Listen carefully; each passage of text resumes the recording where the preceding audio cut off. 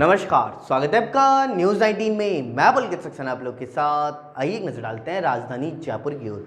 आपको बता दूं कि राजधानी जयपुर में आज केंद्रीय रेल मंत्री पीयूष गोयल की MNIT में प्रेस वार्ता की गई।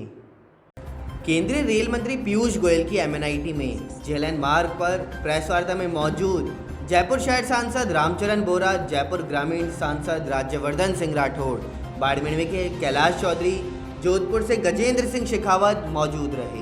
केंद्रीय मंत्री पीयूष गोयल ने कांग्रेस सरकार पर साधा निशाना। उन्होंने कहा कि आज किसानों को मरने के लिए मजबूर किया गया।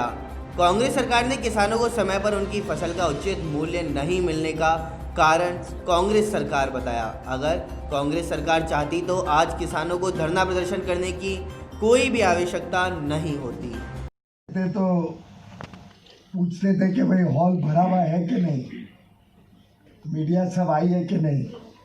आज कोरोना के काल में चिंता उल्टी होती है कि कहीं बहुत ज़्यादा ना भरा हुआ हो और सोशल डिस्टेंसिंग का पालन हो रहा है कि नहीं हो रहा है। ऐसी विपरीत परिस्थितियों में आप सब आज यहाँ पे पधारे, आप सबका तहे दिल से धन्यवाद। प्रधानमंत्री श्री नरेंद्र मोदी जी के नेतृत्व में भारत सरकार 6 वर्षों से लगातार अटक प्रयासों से किसानों के जीवन में परिवर्तन लाना, किसानों की आय को दोगुना करना, किसानों के उत्पादन को बढ़ाना, उत्पादन का सही मोल दिलाना और उनके जीवन को आगे चलकर मुख्य धारा के साथ जोड़ते हुए कैसे भारत की अर्थव्यवस्था में उनका योगदान बढ़े, इसके लिए निरंतर प्रयास चलते रहे।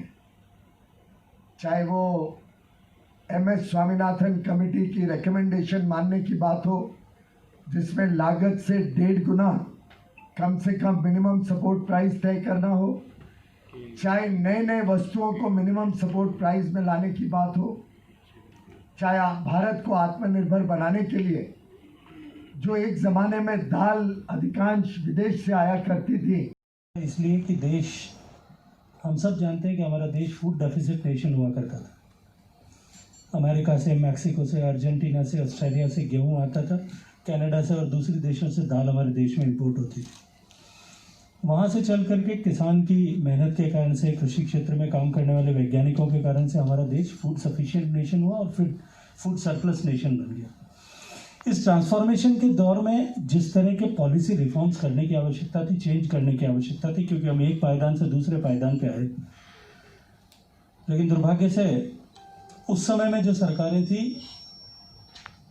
पॉलिसी पैरालिसिस उनका USP था, इसलिए वो नहीं कर पाए और उसका दुष्परिणाम ये हुआ कि आज फार्मर डिस्ट्रेस इस देश में जो देखने को मिलता है। स्वामीनाथन साहब का आयोग बना अटल जी की सरकार में।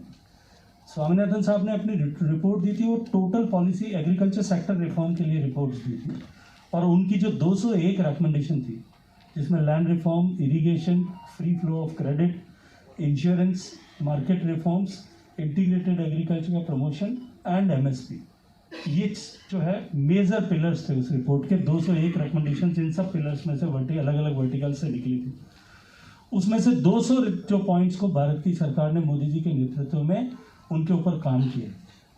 और मैं नहीं कहता, स्वामीनाथन साहब ने खुद ने आर्टिकल लिख करके कहा कि पहली बार देश में लगता है कि एक सरकार है जो कृषि के क्षेत्र में आमूलचूल परिवर्तन के लिए काम कर रही है। तो इस तरह से जो ये रिफॉर्म करने की जब प्रयास किया, तो कांग्रेस ने, जैसा उसका स्वभाव आजकल बन गया, मैं बहुत सारे उदाहरण दे सकता हूँ, लेकिन समय की सीमितता है। मुझे लगता है कि मुझे जल्दी विषय समाप्त करना चाहिए। इस खबर पर इतना ही। देखते रहिए न्यूज़ 19। नमस्कार।